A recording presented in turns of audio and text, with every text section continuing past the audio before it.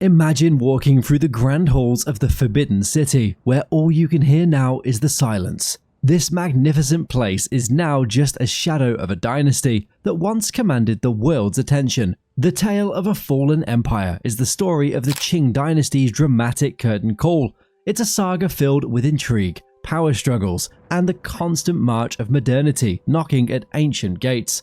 Today, we're learning the secrets of the Forbidden City's final days, from the luxurious lifestyles of the emperors to the cunning moves of court officials and the external pressures that would ultimately lead to the dynasty's downfall. We're getting into the heart of what made this imperial giant tick and what eventually stopped the clock. Stick around till the end to experience a journey into the past that reveals much about our present and future. By learning about the collapse of the Qing Dynasty, you'll learn about the complexities of power, the inevitability of change, and the resilience of human societies facing the tide of modernization. Plus, who doesn't love a good story of an empire that had it all and then watched it slip through their fingers? The ending of this true story is as gripping as it gets, with lessons that are as relevant today as they were over a century ago. Join us on this historical adventure, where every corner turned reveals a new piece of the puzzle, and every fact uncovered is a step closer to understanding the monumental task of maintaining an empire in the face of unstoppable change. As the sun set on the Qing Dynasty, the Forbidden City, once a symbol of incredible power, became the stage for a story of decline that would forever change the course of Chinese history. At the heart of this transformation were not just the emperors and their advisors, but a mix of pressures that tested the very foundations of imperial rule. The walls of the Forbidden City tell tales of luxury and grandeur, but they also tell us of the rot setting within. The Qing administration found itself struggling in an era that demanded swift change. Corruption was rampant, with officials more interested in lining their pockets than in the welfare of the empire. The bureaucracy was once the envy of the world, but now it had become a clunky relic, unable to adapt to the needs of a rapidly changing society. The imperial examination system had been designed to select the brightest minds for government service.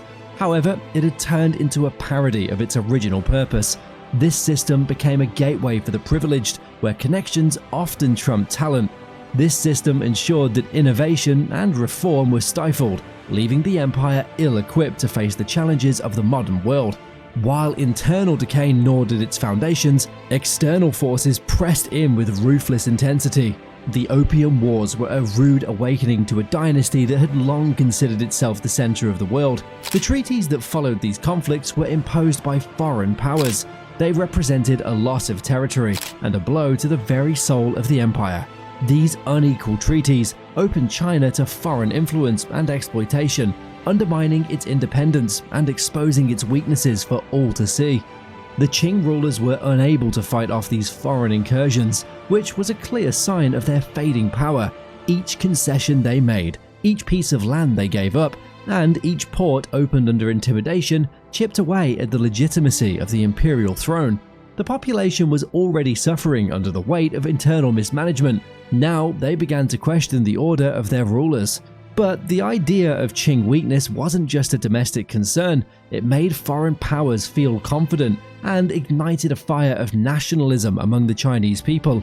The Forbidden City, once the heart of a thriving empire, was a silent witness to these seismic shifts. Its walls showed the contrast between the timeless beauty of its palaces and the turmoil that gripped its inhabitants.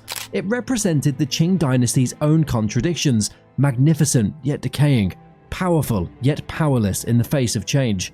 However, there were also other factors at play, including the Taiping and Nian rebellions. These were explosive events that shook the Qing rulers to their core. The Taiping rebellion was led by a visionary with dreams of a heavenly kingdom of great peace. However, it turned into one of the deadliest civil wars in history. This rebellion was a radical call for social and political reform, challenging the Qing's order to rule. The cost was huge, with millions of lives lost and vast areas of the country devastated. Similarly, the Nian rebellion added to the chaos, with its bands of rebels spreading disorder across large areas. This continued to strain the already overstretched resources of the Qing government. These uprisings were a sign of a deeper problem. They highlighted the military weaknesses of the Qing Dynasty and its failure to address the needs of its people. The government's inability to stop these rebellions effectively exposed its crumbling authority. People no longer trusted nor feared the empire, which had once kept it intact. At the same time as these challenges, the Qing Dynasty faced another huge challenge: modernization.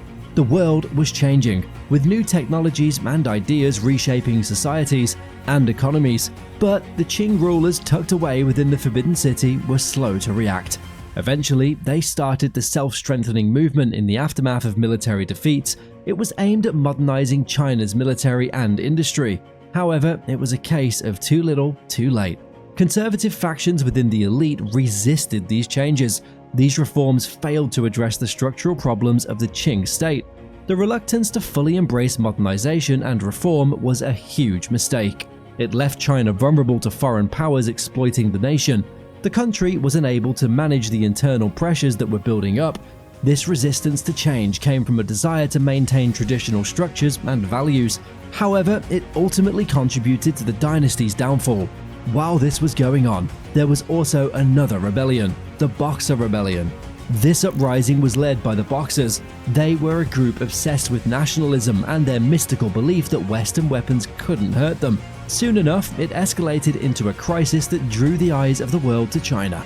The Boxer Rebellion was a desperate cry for help from a society pushed to the brink. As foreign powers tightened their grip on China, with concessions and spheres of influence that carved up the Qing Empire, the Boxers lashed out, attacking foreign nationals and Chinese Christians alike. The response from the international community was swift and brutal.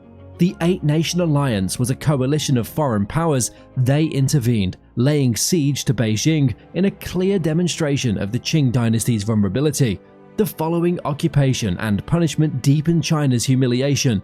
The crisis of legitimacy for the empire had become much worse. While this happened, the seeds of a new China were being sown. The rise of nationalist and republican movements was a shift in Chinese political thoughts. Intellectuals and reformers, unhappy with the Qing's inability to defend the nation and modernize its institutions, began to plan an alternative future for China. Figures like Sun Yat-sen became champions of this new vision. They called for the monarchy to be overthrown and wanted to create a modern republic. Many people in China agreed with these ideas, and they also felt unhappy with the Qing dynasty. They were in love with the premise of renewal and reform in the face of imperial decay. But it wasn't just problems in the government. China's economic challenges made its social and political unrest worse. Widespread poverty became a bigger issue because of famines and the loss of homes caused by both internal rebellions and foreign invasions. This made the Qing dynasty lose its base of support. The imperial government was unable to ease these economic hardships and failed to implement effective reforms. This, once again, undermined the legitimacy of Qing rule. The people's economic problems fueled the fire of revolutionary movements and showed just how desperately people needed change. As we can see, the fall of this once mighty dynasty was not the result of a single failure or misstep by its emperors alone. It was a tragic mix of internal conflict, external pressures, and an unstoppable push towards modernization that the Qing leadership could not deal with. During the Forbidden City's final days, the air was thick with a sense of inevitability. The imperial family found themselves trapped within the palace walls, their power diminished, their relevance questioned. Outside, the tides of change could no longer be held back. The desire for reform, the thirst for modernization, and the push towards a republic were reshaping the very foundation of Chinese society. All of these factors set the stage for the monumental shift from imperial rule to the creation of the Republic of China in 1912. It wasn't just a change in government, it was a transformation of China's very identity. It was a sign that the thousands of years of imperial rule had ended. Today, the Forbidden City is both a museum and a guardian of history. In the end, it teaches us that history is a cycle. Every end is the start of a new beginning. On the horizon of change are the infinite number of possibilities.